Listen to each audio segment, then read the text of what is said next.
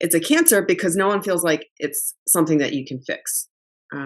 It permeates everything, and it seeps into every newsroom, no matter how earnest the journalists are, and then that seeps into everybody's living rooms who are sitting there watching, and that transpires around family dinner time, and people argue with their own good friends, and but no one seems to have an answer for how to address that problem. I think there are things that we can be doing that would address it, but it's a cancer because it's such an enormous problem that infects everyone, and it's incredibly damaging. And it's only getting worse.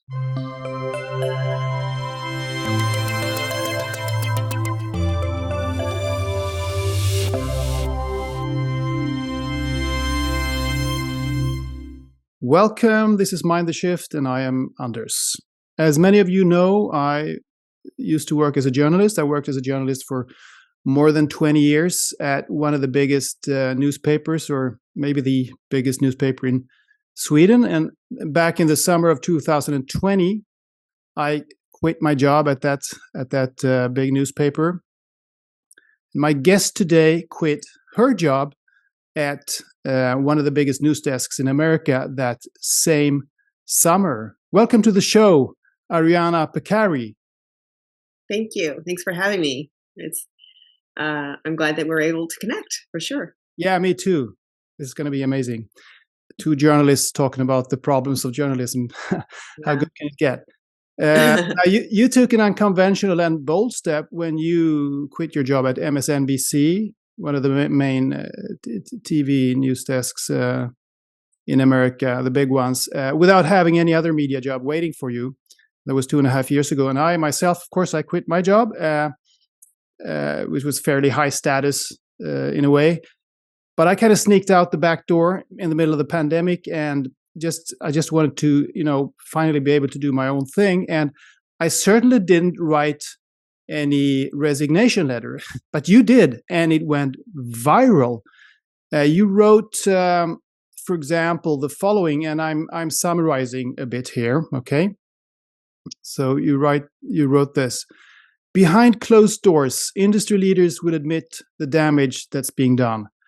We are a cancer and there's no cure, a successful and insightful TV veteran said to me. But if you could find a cure, it would change the world. As it is, this cancer stokes national division, even in the middle of a civil rights crisis. This cancer risks human lives, even in the middle of a pandemic. This cancer risks our democracy, even in the middle of a presidential election. There is a better way to do this. I'm not so cynical as to think that we're absolutely doomed, although we're on that path.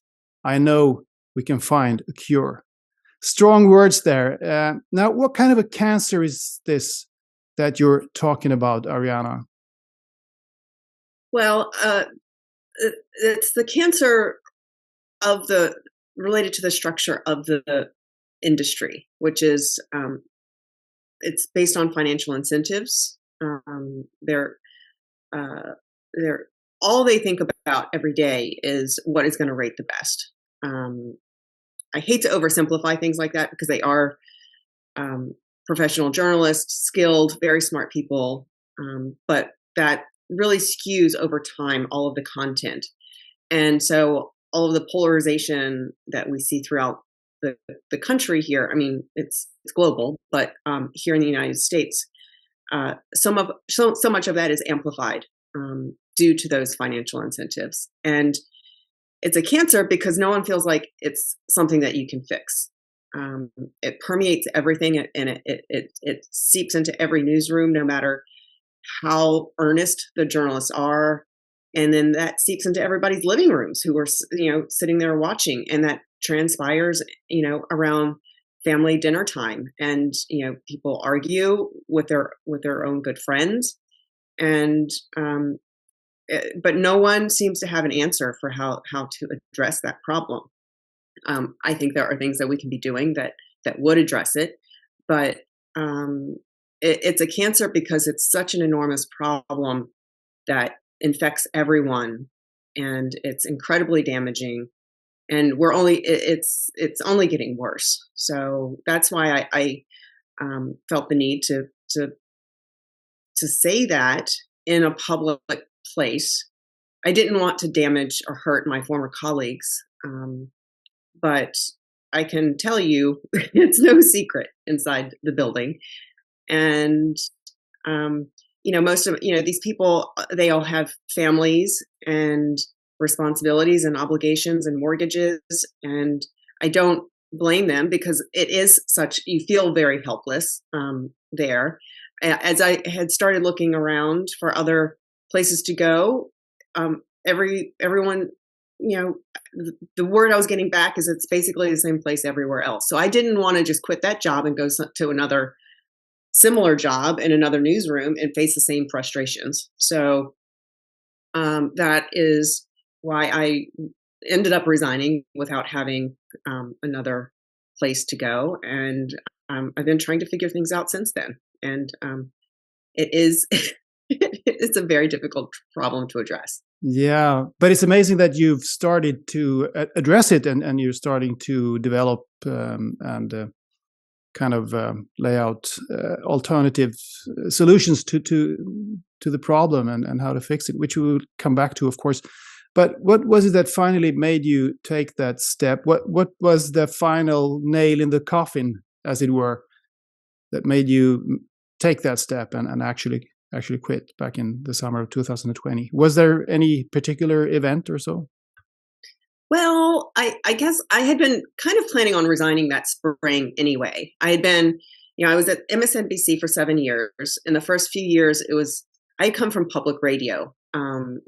And I kind of ended up in cable news accidentally. I was hired to work on a specific show that had started in public radio. And then the actor Alec Baldwin had a podcast that I'd worked on. And then he started a show at MSNBC.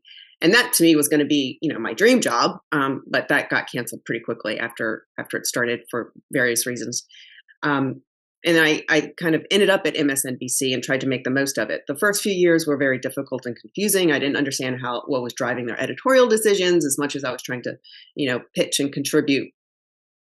Over time, I kind of acclimated and gained some seniority. And it was in the last, 3 or 4 years when I realized, okay, there really is a problem here. And seeing, how, what happened through the 2016 election and on, I was in some of the more senior editorial meetings and on a daily basis making those decisions. And so that's when I started to realize what the problem was. But then I started reaching out to people, finding, who was working on this, where else could I go to address this? There's nobody working on this problem. The obvious problems in TV news, as far as I'm concerned. And so I was kind of at a loss, and I was like, do I start something on my own? Which I was kind of thinking. I tried exploring some fellowships.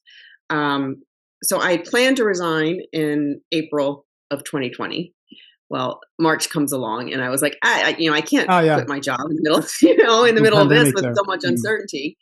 But it was over those next few months when I saw that they, initially in the first few weeks, they, I think they really tried to put forth journalism earnestly. They were getting, doctors on the front line and trying to get as many scientists as they could. They started a weekly show featuring a doctor who and a scientist who really knew, was very capable of carrying on a conversation. So it was, they were dedicating the full hour once a week to the COVID special. And after 2 or 3 weeks, they realized that wasn't rating as well as some of the other, political shows. So then it became partisan or so. Yeah. Yes. And so they slowly killed that off. And all of our COVID segments really turned into political segments. The science that was coming out, there were studies and information coming from all over the world. And we had access to some excellent scientists. But those segments also either the science was, pushed down below, or sidelined altogether in lieu of the politics of the day. And I feel like there's kind of a time and a place for everything, but the science was really kept getting pushed aside. Hmm. We were in the middle. The George Floyd crisis started in I guess the end of May and into June, and which was an enormous crisis. And I saw them making the same types of editorial decisions based on what they thought was going to rate the best. And then, of course, with the general election itself. So we were in the middle of all these major crises, and they still weren't going to make the right decision. I mean, I just couldn't, at that point, I was like, the country is probably, in my lifetime anyway, certainly it's never been worse. And even then, they're not going to make editorial decisions for the right reasons. So that's really what it was, a combination of all of that that really tipped me over. And so by July, I decided I have to, I have to resign, and I have to say something. Yeah. Now, you came from public radio before that. You were at National Public Radio for many years, or how many years? I started at NPR, the mothership in DC, and then I went and worked at local stations in San Francisco for a while. And then I worked at another public radio program for 7 years. So what was the main difference between working for a public company, public radio like that, and working for this commercially based cable network as MSNBC is? What's the main difference? The main difference is that in public radio, we never considered how big the audience was going to be for a specific topic. We always wanted compelling material that we thought would interest people, but there was never a discussion of, this did well last time we did it. Let's try to repeat that. Or that didn't do well the last time we did that. Let's try to avoid that subject. And that was built into the process at MSNBC. It was, they would look at what rated well yesterday to see what they were going to do the subsequent day, or vice versa. If something didn't do well the day before, they were going to kill it out of the show. And those ratings come out every day in cable at 4:00. Broken down by quarter hour. So they had a pretty good idea of, where what kept the audience or what didn't. I mean, it's a flawed process altogether, because there could be any reasons why, the audience went down or up. Maybe there's something else on TV or something. Of course, yeah. Or the weather is nice, everybody's out walking or whatever. Or maybe there's a ball game on that people change the channel, or it could be anything. But that's what they used on a regular basis. And in public radio, we didn't even get those numbers. So you didn't? No numbers at all. The shows that you basically didn't know how many people were listening to what you were doing. We had a general idea, because we would get annual numbers. So there were, those were the numbers that I had access to anyway. But we certainly weren't getting the numbers on a day-to-day basis broken down like that. And, I've talked to people at NPR since then, and they're like, absolutely not. We don't get those numbers. So that is not driving the editorial decisions. And so that allows the journalists there to have real live editorial debates, and it is hard to decide what gets prominence in a broadcast from day to day, because you only have so many hours, you only have so many minutes, and you do have to make choices. You can't put everything on, and you can't just add another page or another column to extend your coverage. You do have to make choices. So what do those editors go by then at National Radio? It's interesting to know. What do they go by? What's the criteria? I think it is. Is it based on an ongoing discussion every day, or? Yeah, it's a combination, I think, of how much new information is there. How many people is this going to affect? Is this really relevant to people's lives, or is it banal content that appeals to kind of trying to get a visceral reaction? I think they want and they really are looking for kind of data-driven material. So is this affecting a large population? Is this having a significant scientific effect? It's quantified much more so, I would say, but not in terms of the audience. It's quantified in terms of, what, you know, what the news value is. So can you give us a couple of examples of big jobs that you did there and that you loved doing? In public radio? Yeah. Oh, yeah.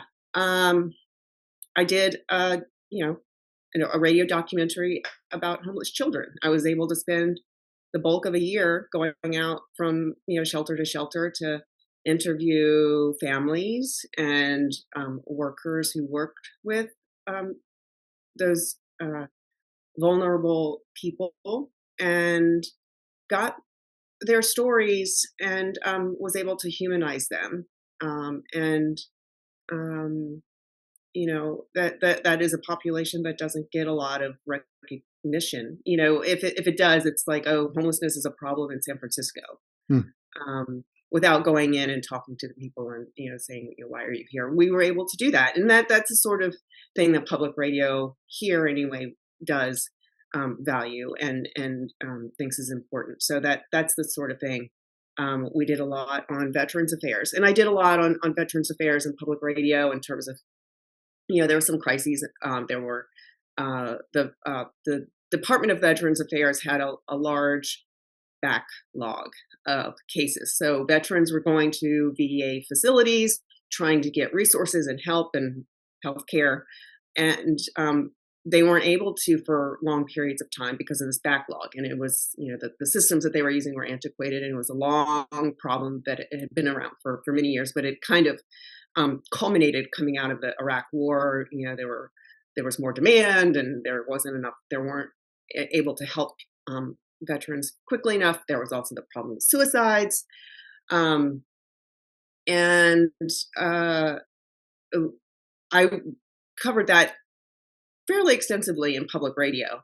Yeah. And then when I got to MSNBC, I thought that they would also want to cover these types of topics because, that appeals to a more liberal audience, I think, and whether it's immigrants or veterans or low people on very low income. But those topics I wasn't able to get those on.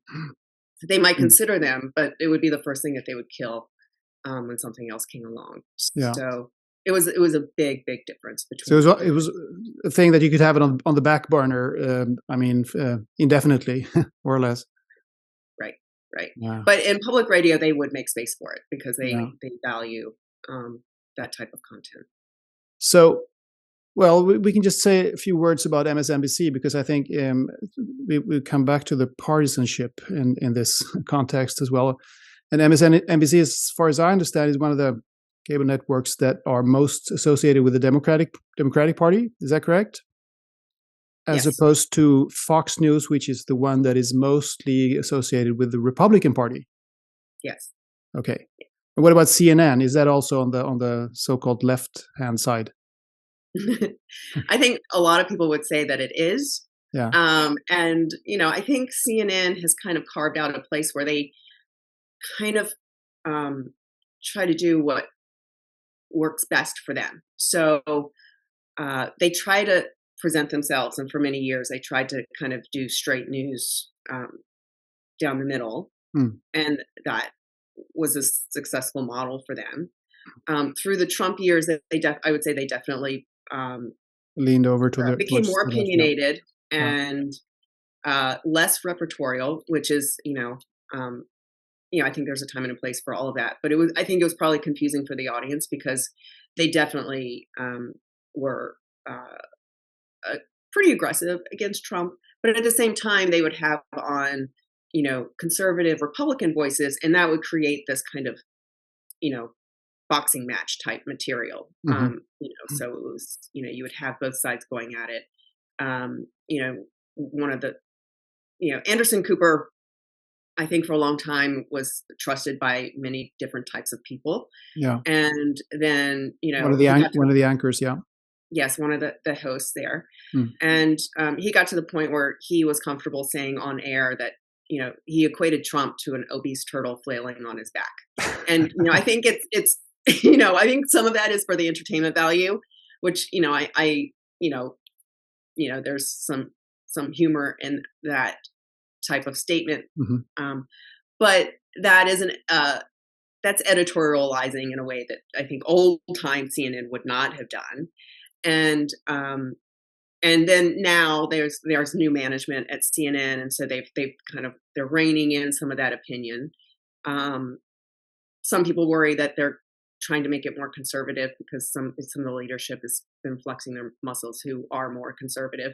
I don't know how that's all going to pan out, but they are definitely kind of rolling back some of that opinion. Yeah. So, what about the other big networks? Is there another one besides Fox that is associated with the Republican Party clearly? well, there's OAN, One America Network. There are other conservative outlets. Mm-hmm. Most of them started off streaming. They don't have a very big audience, so Fox is still the dominant. Okay. Now this is the. I mean, we have this partisan thing. I think is pretty specifically American, I would say. I mean, we have it in Europe as well, but not as salient. It's not as salient. It's a different story in many respects. But anyway, we'll get back to that. But I mean, you began this criticism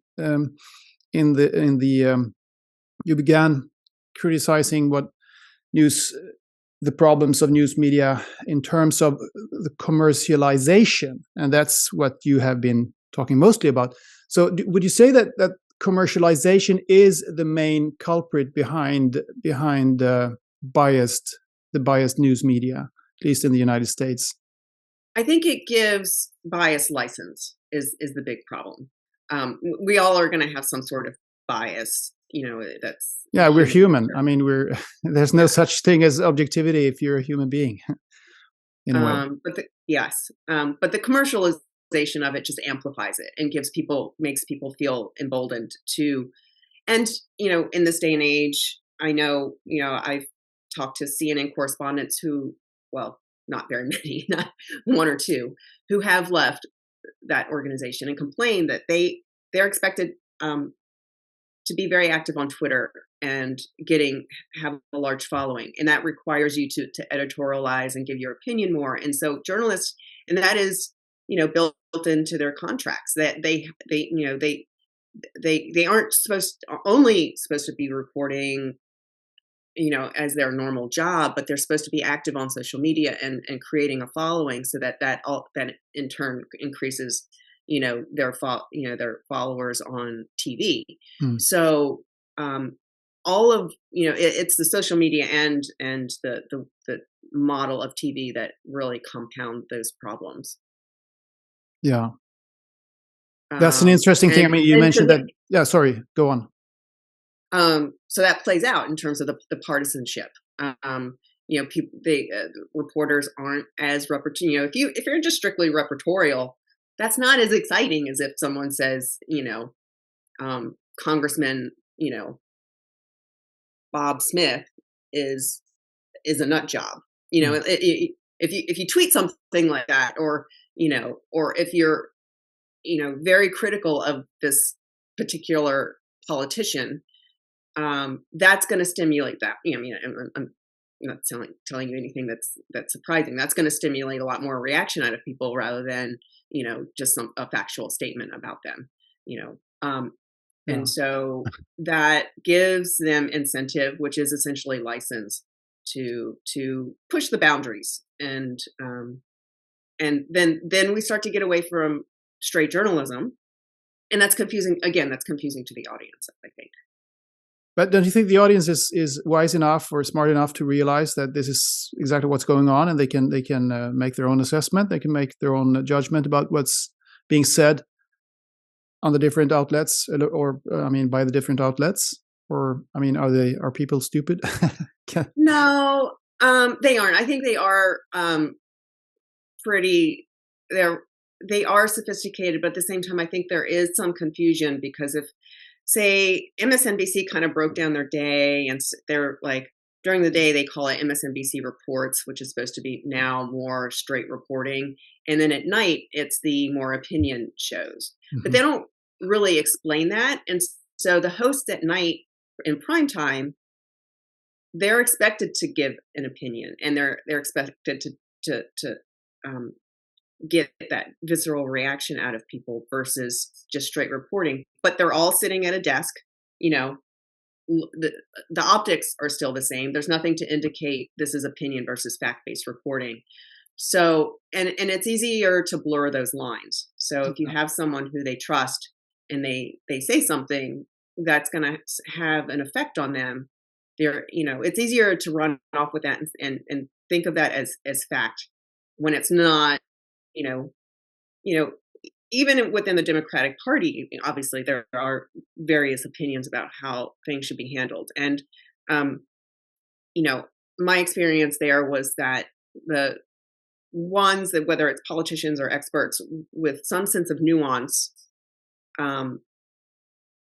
any sense of moderation, they were the first ones to get canceled as well. So the people who were the you know, the loudest speakers or the most colorful speakers, they tended to get prominence because they would, you know, gin up the audience a bit more. And so, and I think over time that skews the audience, and so skews the content, and that you know, that does become a little bit more confusing for the audience. Yeah, but maybe it's a self-perpetuating thing, because there is also a lot of pressure which is never outspoken, really. I mean, there are all kinds of ideas among journalists about what is the right thing to do and what is the wise thing to do, and what topics are important and what are not important, and where should we be looking and where should we not be looking. And, you know, it's a kind of skewed and biased just by virtue of choosing some topic and choosing some ways of describing things and not choosing other ways of describing things. So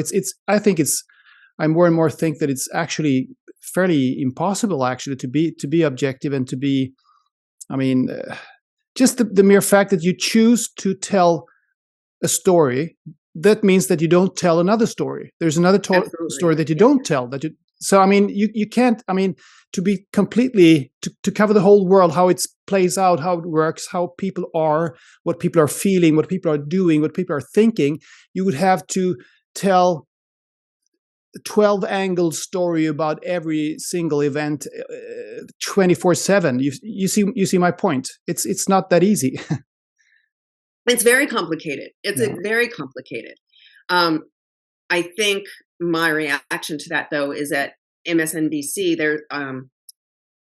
they essentially kind of repeat the same 5 or 6 topics every hour after hour throughout the day, and they decide that, you know, these are the topics that we're going to cover because they think it's easier for the audience to follow the same narrative or a smaller number of stories versus, you know, if we had that opportunity in public radio, you know, we had a show that was an hourly show once a day. If we had more than 1 hour, we would have been covering so much more.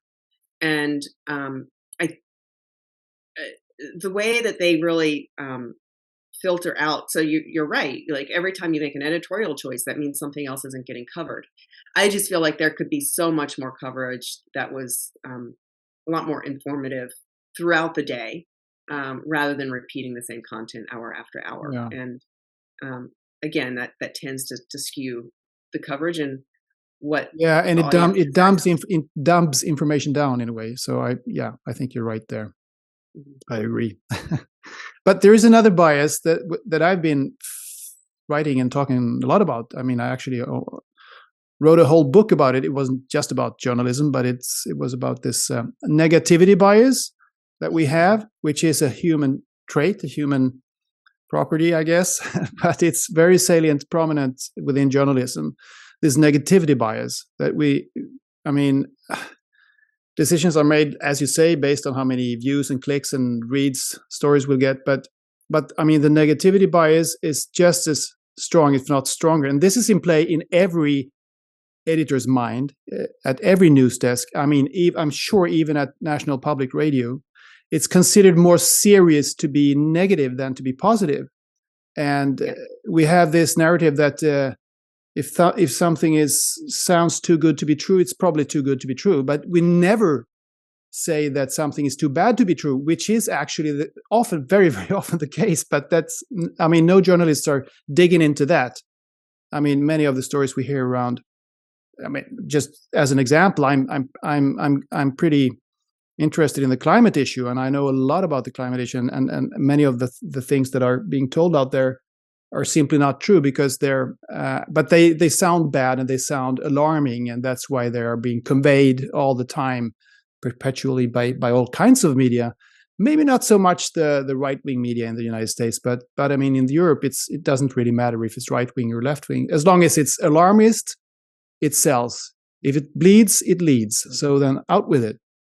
And I have a problem with that. So, what do you think? Do you think that this is a problem? Do you agree with me on that? I do, but that's a complicated problem, because you're going to report on something when it's broken. Why? If things are working okay, then but if people don't know that things are working, why shouldn't we tell them that? Maybe they think that the world is falling apart, and it turns out that no, it's not. It's actually working pretty well. Shouldn't we tell them that? Yeah, absolutely. Yes. I don't know exactly what you're talking about with the climate reporting. Well, we can talk about, for instance, we can take the COVID thing. I think that disease was actually. I mean, it was a disease. It was a big problem, but I mean, it wasn't the end of the world. But it was depicted as that in some instances, actually. And there were a lot of reporting of deaths, and there were mainly, 82, 83-year-olds that died they died when they were 83 instead of 84. So I mean, compared to the Spanish flu, for instance, when 18-year-old boys died in droves, which was a much bigger problem for society. And you could see the dents in the demographic curves afterwards, which you can't do now, because I mean, young people didn't die actually. But anyway, there were lockdowns, and schools were closed, and borders were closed, and it was just terrible. We haven't had lockdowns even during wartime before, so I think it was extremely exaggerated. The decisions by the politicians in this case were extremely exaggerated, and they just threw out the window all the pandemic plans that were in place since 20 years back. They just threw them out the window because they saw that Chinese were doubling down on this, so they thought that they were going to do the same, and the journalists just followed suit. They actually conveyed the same story, that this is terrible, it is a disaster, and I'm very critical towards that. I think they should have had more, be more cool and be more scientific and be more, fact-based actually in telling what was going on with the pandemic. That's my opinion. That's another example. I don't know if you agree on that. I see what you're saying in hindsight, but I think at the time, working in those newsrooms, all we saw were, hospitals were getting flooded. Doctors and nurses were overworked, and they couldn't handle the capacity of the people who were there. So I think that's what we were reacting to. There was so much that wasn't known. There were so many unknowns. And so I think I'm guessing that's what politicians were reacting to. It's better to be safe than sorry. And that's probably what the journalists did. I do think that's a fair statement, that journalists should have been digging into the numbers better and say, okay, if hospitals are flooded, who are those patients that are flooding the hospital? Yeah, and there were a lot of data. If journalists just looked, there was a lot of data, and there were a lot of studies showing, what actually was going on. Mm-hmm. And you didn't just need to listen to Anthony Fauci and his press conferences. There were other sources as well. Yeah, and there is that, to your point about the negativity bias, there is this idea of like, oh, we have to, kind of run around like Chicken Little and scream the sky is falling, Yeah. when it might not be falling, but that's what they feel like they have to do and say to get people's attention. Unfortunately, here on climate change, I feel like that is a topic that we don't cover that much. And I think it's being covered all the time, and it's being and it's fear mongered constantly in all the mainstream media every day, all the time, and by politicians and by organizations leaders and by the UN chief and by the Pope and by Greta Thunberg and by everybody, even big corporative leaders. They're all saying that this is an enormous problem. But I mean, if you look at, for instance, extreme weather events, I don't know if you know this, but they haven't gone up, and it's in the IPCC report. You don't read that in the media. You don't hear that in the media. It's actually true. And you can have Antonio Guterres says that it's code red for humanity, and extreme weather events have gone up 500%. And this is, I mean, I can't even believe that he's saying a thing like that. It's just completely false. It's completely false. It's, I mean, just as false as when Donald Trump says that his inauguration crowd was the biggest in history. That was obviously a lie. This is just in the same ballpark, actually. And this is not mentioned. So I mean, we maybe shouldn't go into detail about what is and what is not true about the climate change and what's reported about that. But I mean, I can get upset by that. That no journalist is digging into this. No journalist is checking the facts. I mean, a few like me and a few others, of course. But well, I can, from my perspective, they're not really dedicating much time and effort into looking into that data. I saw those segments canceled throughout my time at MSNBC, and there wasn't really any, whether validation or scrutiny of that data coming out. They didn't really put any resources on that topic. And so for me, that was the frustration and I am fairly independent, and I don't really have a horse in the game one way or the other. My thing is just being able to get the relevant information out there, and unless my experience in cable news, unless it's a topic that was, they called it the red meat, something that would get a rise out of people. They tended not to do it. And when I was producing segments, I remember them saying rather frequently, don't get too far in the weeds on this, which is, don't really dig down into the data, just kind of keep it at the headline level for discussion. And, why did they say that, do you think? Because they think that you would lose the audience. Okay. If you get too detailed on a topic. Yeah. And, the segments that they would plan for, maybe 4 or 5 minutes for a segment. And that's really hard to get real useful information. You're trying to pack, if you're really trying to pack useful information that's fact-based and researched and fact-checked, that is really not enough time for that type of a discussion, unless it's a longer discussion that's been edited down. And they don't do that. Everything is live. So, that was my frustration, is that they wanted to keep everything, whatever the headline, they kind of would work off the headlines, and they because they were afraid of losing the audience if it got too detailed. Yeah, I get it. Yeah. Do you think that journalists are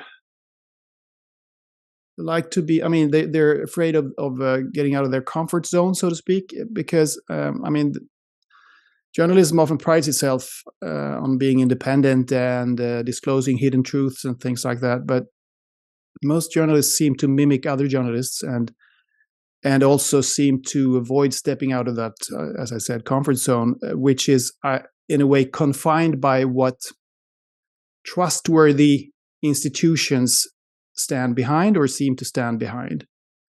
Do you agree on that? That this is how it works? And do you agree that journalists should dare to step outside of that comfort zone, a little bit after? Absolutely. I think that the problem with groupthink in American journalism is horrible. And it is a fear. For partially, it's you're trying to be as economical with your time as possible because there's kind of so much coming at you, and the job is hard. For all journalists, and especially for broadcast journalists, you're trying to you're a bear on the ball, trying to keep your head above water, at all times. So it's hard to keep up on everything that you need to keep up on. So there is kind of an economy of time. So you're trying to build off what you already know and capitalize on that.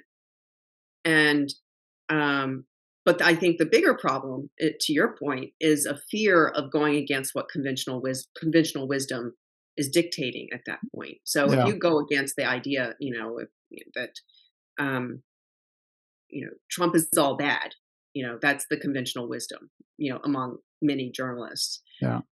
Well, if you sit down and talk to some people, reasonable economists, they will say, well, actually, there was some stuff that Trump did that was good.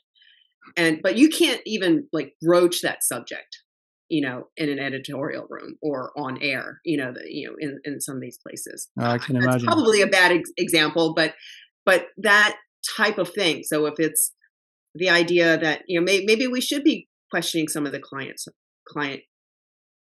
science data. And that consciousness is produced by the brain. How about that? I mean, and then there are, social programs that could probably also be questioned because there are incentives that have an adverse effect to vulnerable populations as well. But those discussions, it's very, very hard to have those discussions because there is definitely a groupthink, and if you go raise a question like that, it makes people very, very nervous to even come out. And so that has it's a form of self-censorship. I feel like that's sad. Is this the same? Does it work the same way? Is it as bad on the other side, the quote unquote other side, like on Fox News? If any journalist there would venture into maybe questioning whether Biden is all bad, we say that. Sure. Yeah. I've talked to Fox journalists who have left the network for the same reasons. Yeah, absolutely. It's really it's so dumb. I mean, my God, just look into things. What's the problem? How dangerous can it be? Right. Now this partisan thing is really a bit exotic to a European because it seems like, I mean, maybe it's just it's a laughing mirror for the political system per se, because it is, I mean, it's polarized. It's just two parties. It's I mean, you have independent candidates and all that, but that never really works. That doesn't seem to work very well. So it's just Republicans and Democrats, and it seems like nothing is happening there. And now it's gone into the media landscape, so it's also polarized. It's like two Americas, really. But it hasn't always been like this, has it? Or I don't know what was. I mean, I think I'm a little bit older than you, but I can't really remember what it was like in the 70s or 80s. Were the cable networks more neutral and objective back then than they are today? Or well, they didn't exist back then. They didn't exist. Well, in the 80s they began there, didn't they? They started. It was like maybe the late NBC 80s. and CNN and the CNN was the first. MSNBC and CNN and Fox. Okay, say the 90s then. But they didn't come about until the 90s. Yeah, okay. And for a long time, until the 80s, we had what was called the Fairness Doctrine. So the what? Fairness Doctrine. Oh, sorry. Yeah, the Fairness Doctrine. Yeah, I understand. And so, any broadcaster was required, if you had a controversial topic, you were required to present arguments on, quote, both sides. And so that was killed off in the 80s by Republicans. And that kind of gave rise to people like Rush Limbaugh. So he was able to go on the radio and present like 100, like, and he really, played that up, the conservative side, and he built a huge audience that way. And then Fox kind of replicated that on TV. And so, yeah, back, decades ago, it wasn't like this at all, because um, there were, there was a fairness doctrine. There was an understanding that you have to kind of try to be fair, and if you have one candidate on who's running for office, then you have to at least offer the same amount of time to the opponent. So that was the format. But it was an opponent within the system anyway. I mean, it wasn't a completely different kind of representative. Sure. Well, I mean, it was going to be either Republican and Democrat. Yeah. So it's within the same stage play, so to speak. Yeah. Yes. And the country is changing, and so the demographics are changing. So it's a combination of things. Ezra Klein wrote a book called "Why We're Polarized," and he really explains all the different reasons why we're polarized. There is a chapter in there on the media and cable news and media as an identity. So people now, you're kind of in a tribe. It's important to, if either, if you identify with the MSNBC hosts, or you identify with the Fox News hosts, and it's a personality kind of driven sort of thing. There's that. But then there are also demographics of the country.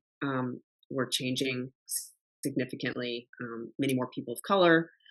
And that creates divisions. There's some fear, among the white Americans, and the idea of us versus them.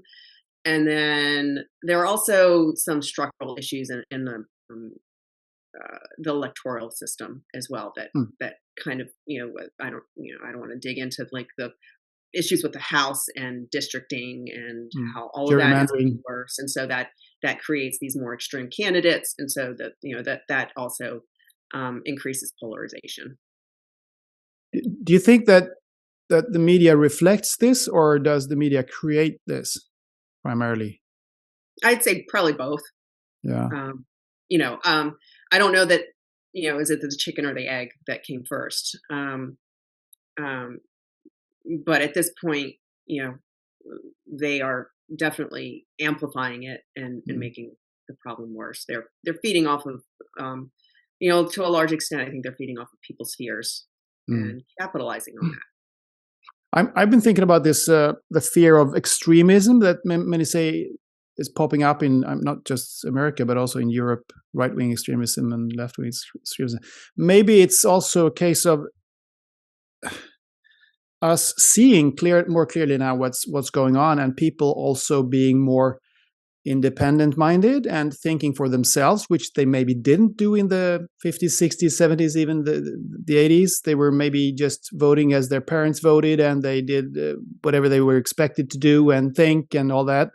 And they thought that the media was neutral because that was what they've been told. But now, all of a sudden, the 90s came, and the 2000s, and internet, the advent of internet, and everybody started to looking for data and information for themselves, and they found that the landscape was significantly more complicated than they thought, and they built up their own ideas about things, and this made the whole situation a lot more messy than it used to be, and that's what many people are afraid of. So, I mean, with that analysis, maybe it's not mainly a problem, maybe it's a possibility. But it looks messy, but it's a possibility that we will perhaps on the other side of this chaos end up with a society where people are more independent-minded and more respect each other. But I mean, that looks a long way away, of course, as it looks now. But I'm just speculating here. What are your thoughts on that possible explanation to what's going on? I think that there is definitely a lot of truth in what you're saying, and I would be hopeful in the same way. I trust people if given the information and the opportunity to get that information, that they will, more often than not, they're going to handle that responsibly. And the problem right now is the inundation of information. It's hard. There's so many sources out there, and it's hard, for members of my own family to know what they can trust or not trust. They don't, they might not necessarily know where to go for information. And there are sources out there that are not trustworthy, but then there are that are trustworthy. It could be a small, nonprofit churning out, reports and data. It could be a government agency, but the smaller outlets, they might not know who they are, so they might not know to trust that information. So I think that, to me, is a bigger problem. It's how do you choose the information that you're going to have time to digest, A, and then B, to trust it. Yeah, I get it. Yeah. It's just too much. That I think at this point the problem is that most people have just said, I can't handle this. It's too much, so I'm not even going to spend time on it. I'm gonna go to the beach. I'm gonna. Maybe that's the soundest thing to do sometimes. Actually, not listening to the news at all. Just go to the beach. But anyway, it's understandable that people don't think that they can digest all this. But on the other, I mean, it's a double-edged sword, because way back people were just served pieces of news, and there was no alternative. There were just these official pieces of news, and that was the quote unquote truth. And it wasn't, many times it wasn't the truth, but it was perceived as that. And now there is just, I mean, you have all the possibilities in the world to look into the facts yourself. But as you say, it's a deluge. It's so much that many just balk. Have you heard about the Constructive Institute? No. It's a Danish organization. It's a Danish former editor from Danish national television, Ulrik Hagerup.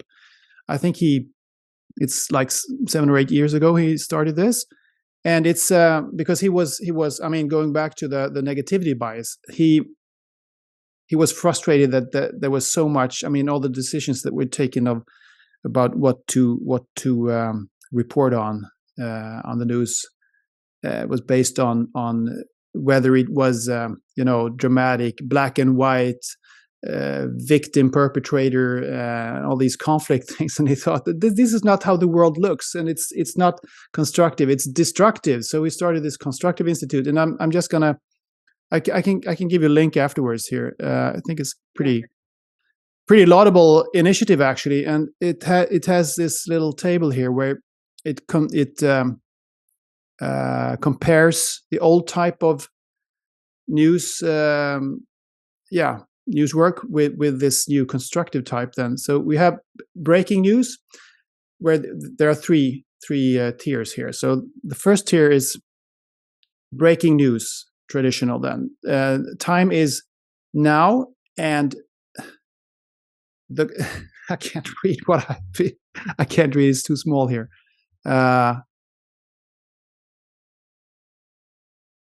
Yes. So, sorry about that. So breaking news. In breaking news, time is now. The goal is speed. The questions are what and when. The style is dramatic. The role is police. Mm-hmm. And the focus is drama. Mm-hmm. And then you have investigative journalism, where time is yesterday. The goal is to blame. Mm-hmm. The questions are who and why. The style is critical. The role is as a judge. And the focus is crooks and victims, right? And then you have in the third row here, the third tier, constructive journalism. Constructive journalism. Mm-hmm. There, the time is tomorrow. The goal is inspiration. Questions are what now and how.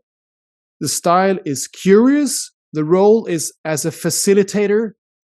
And the focus is solutions and best practice. How about that? I love it. I absolutely love it. I love Pretty the good, isn't it? curiosity Yeah. that drives a lot of that. Yeah, yeah. And I feel like, yeah, for sure. There's it's interesting, the role in the breaking news is as police, Yeah. and then the role in the investigative is judge. I'm not sure what the difference there is, but it's, making decisions probably without without proper due Yeah, well, diligence. it's the judge puts blame on somebody, but the Yeah, police just finds the crooks, and right. yeah, Okay. Um, but the idea of, you know letting curiosity guide you, and genuine curiosity, and without prejudice, to me is a great model. I love that. yeah. And there is, of course, radical metamorphosis going on in the media landscape right now, and this podcast here, this interview is an example of that. All these podcasts and all these other outlets, which is changing the landscape. Will this change lead to a sea change in how we define news, do you think, in the years to come? I think it's. I think it's changing already. Um, I put out a query on my social media last week asking people what they could feel like they could use or need most in terms of news. And so many people came back and said, I just want the truth. And, I asked, kind of what format, what medium, what they feel like they could use the most. And majority of the answers came back, said, I just want the truth. And I don't have time, I want something short, but I just want the truth. And that to me is interesting because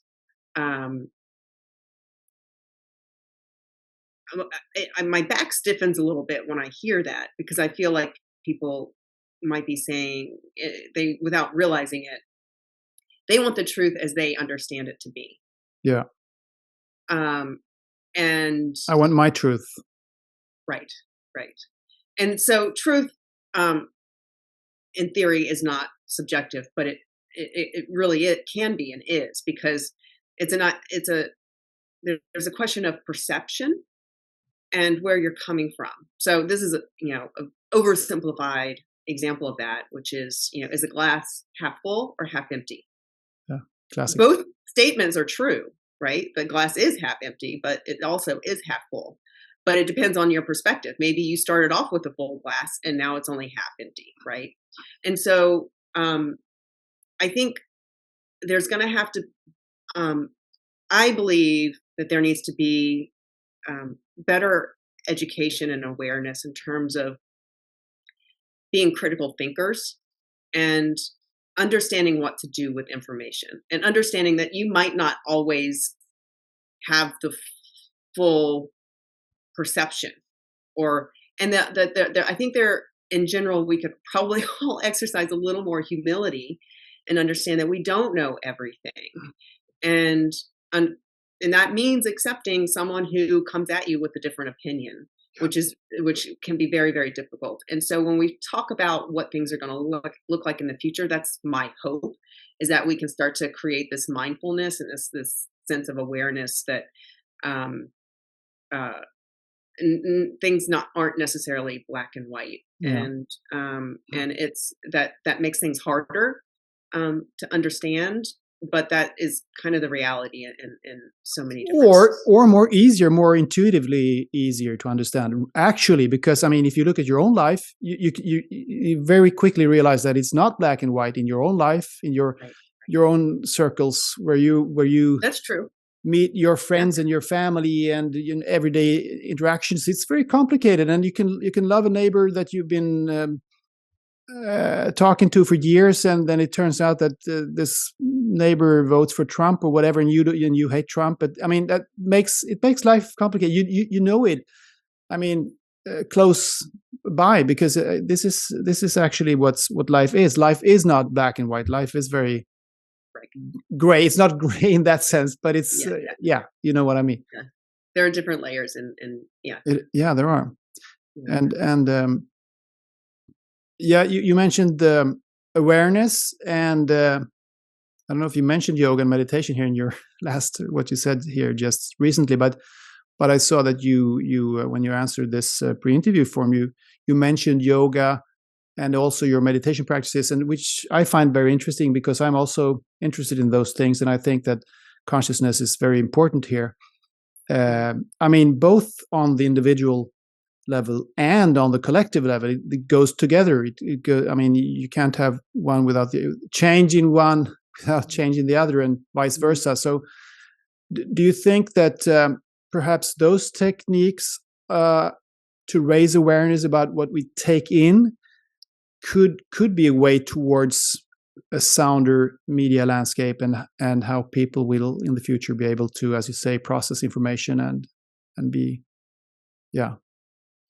I definitely think so. The question is how do you make that happen? But yeah, I think if people are more mindful, that is automatically going to raise the quality of the material that's out there. Right now, people don't know what they don't know, and they tend to, due to the identity politics, they tend to follow and support the people who they already agree with, and people feel like they don't have enough time to really dedicate. But I think it's your civic duty to inform yourself fully, even if it's information that goes against your natural biases, and that goes both ways. And the more mindful we are, the more as audiences, even if you stay in a commercial format, that's going to increase the demand for better quality news, right? And audiences are going to, if they disregard something as banal or dumb, not really informing them, which is how I right now I'm judging a lot of these sources. People are going to tune out, and then that's going to force the outlets to create better material that keeps people watching. Yeah. I don't, and so the audience has a responsibility as far as I'm concerned here. Yeah. And in the best of worlds, this would be self-regulatory, so to speak. I mean, if the audience is wise, they would stop listening and watching dumb TV news, do something else. Yeah, but that's a easy. very long road. Yeah, it's very long. But is this something that you're actively working with and actively and concretely working with right now to make people, to help people to raise their awareness about information in this way, like promoting meditation, mindfulness, whatever? I have started writing posts on my social media to that effect, and I am frankly a little bit. I'm trying to do it gently because I feel like I'm afraid. To be honest, I'm afraid of pushing away people. As soon as you say yoga or meditation, I feel like that might. It's hard for some people to grasp that idea or understand. I know what you're saying. Yes, or yes, like definitely. they automatically are going to say you have to tread carefully. Yeah, but yes, I've started working that into my posts and combining some of the inner teachings of yoga have nothing to do with the physical. I mean, it's all connected, the physical practice, but the point of the physical practice is to help the inner growth of a person, and that then extends to your relationships with people, that extends to your relationship with the world. And so I've been trying to write that, and I'm looking for a way to communicate that on a more regular basis, and hoping to find a way that is compelling and does engage people rather than push them away. Yeah. You're also talking about an public awareness campaign. Maybe that's part of the same thing here, but how do you see that come about, a public Well, awareness the public campaign? awareness is what we're doing right now. I think Yeah. having open discussions about how the media works, Yeah. frank discussions, I think that's a part of it. I'd love to see a more concerted effort There seems with to be quite a demand for these kind of long podcasts, for instance. I mean, people talking for an hour or even more, which is surprising to some, but it seems as there is a demand for it.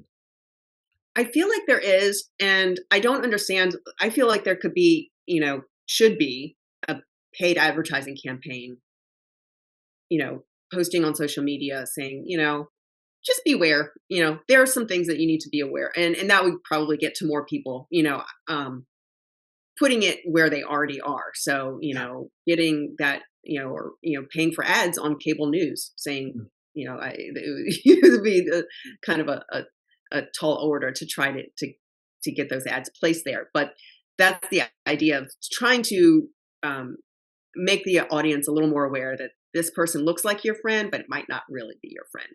So, Mhm. and I think there is a way to go about that and get those ads out there. I think social media is probably a good place to do that. But none of that exists right now. There isn't. There are some campaigns related to digital information and social media, and there are some programs that are in schools in terms of beware of social media, but there isn't as much related to TV news or commercial news. No, it should come with a warning sign. What's that? It should come with a warning sign. Well, I also feel like there could be, some sort of, and this again is dangerous, but some sort of a rating system Yeah. for the quality of news that you're getting. And there's something called NewsGuard that's out there. But when movies come out here, they're rated. You give them a rating based on the content. Yeah. I know. Mm. I feel like that we should be able to generate something similar here. On the other hand, there's always a risk when some people, because it's always people doing this, some people have decided that this news outlet should be rated in this Of or that course, way, I mean, of it's course. it's always, you can always So question. that's why I Okay, was who thinking. who says who? I mean, says who? I want to decide I, by myself for myself. I don't think it should be any small group number of people. It could be something that's crowdsourced. Yeah, the wisdom of the crowd. Yeah. Sure. Sounds good. So, what would the news media of your dreams look like? Oh gosh. Of my dreams, first of all, they would not be getting the ratings every day. They would be making editorial decisions based on their journalistic skill and knowledge, and I think it would be very diverse, much more diverse than what we have now. Um, that it includes racial background, geography. Right now, so much of the news just comes from we call it the Acela corridor between New York and DC, and Yeah. unless there's a natural catastrophe someplace else in the country, we don't get a lot of news. Then we take a chopper down to Louisiana. Yeah, or if there's some nasty election happening in Arizona or Texas, they'll cover that. But they aren't, and I think that we need different types of voices that really, the United States is a big country with lots of different types of people. So I think that would probably benefit and start to break down that us versus them perception, and I side note, I've got family members who are very different from me politically, but we still have a lot in common. Whether it be music or food or hobbies, and I think that we could probably express that in some way through a news media, and without being hokey about it. But I think there is a way of kind of showing that there is a common denominator between all of us, and that would help eliminate. Right now, the big problem is the us versus them and the Mm. tribalism that Mm. people are so entrenched. And I feel like anything that would help break that down would improve and make people then would allow them to accept other ideas a little bit easier than what they are now. So um, I think people are going to still look for video content. So as quote TV dies off and everybody goes online, there's still going to be video type content. And so right now, that the distribution is going to change, but I think the content is probably going to stay the same unless we really create a different type of content and awareness surrounding that. Great. Yeah. Talking about the polarization and the us versus them thing, you're also involved in something called Starts With Us. It's a movement to overcome extreme political and cultural division in America. That sounds like a laudable initiative. What is that? Yeah. It was founded by Daniel Lebetsky. He founded the Kind Snack Bar Company, which I don't know if you are familiar with them, but they're, snack bars, protein bars that are healthy and also very tasty and delicious. So he kind of was able to, and he's done a lot of work also in the Middle East, but he capitalized on that idea, and he has funded this organization called Starts With Us because he's really trying to create civilized conversations, and a lot of that work is on social media, but they're looking for ways to really engage people across the spectrum. And they reached out to me early on after I resigned, and then when the organization launched last year, they asked me to be a founding member. So I've been doing different events with them on social media and trying to develop other initiatives going forward, whether it's kind of a podcast type sort of thing or a documentary. So that's to me that's a favorable, positive partnership and project. Wonderful. Ariana, where can people find you now if they want to know more about you and your work, what you're doing? Well, I have my website, arianapekary.net. There's a contact page there. I always love to hear from people. I am still independent. I have not, joined any other organization quite yet. As I, for the first couple of years, after I resigned, the past 2 years after I resigned, I was trying to build an organization, maybe whether it's a nonprofit, and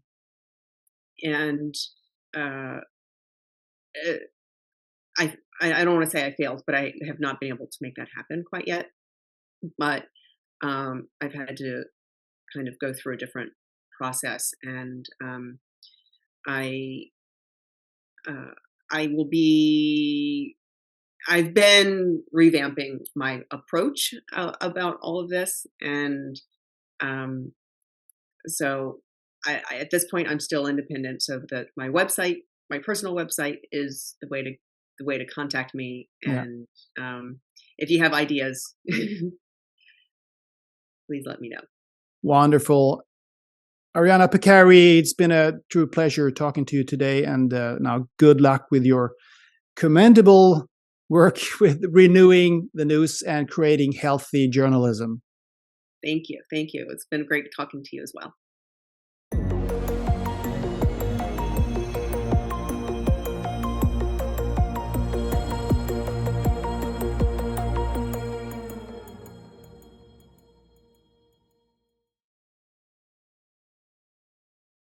If you like this video and other interviews and talks and stories on Mind the Shift, please like, share, and subscribe.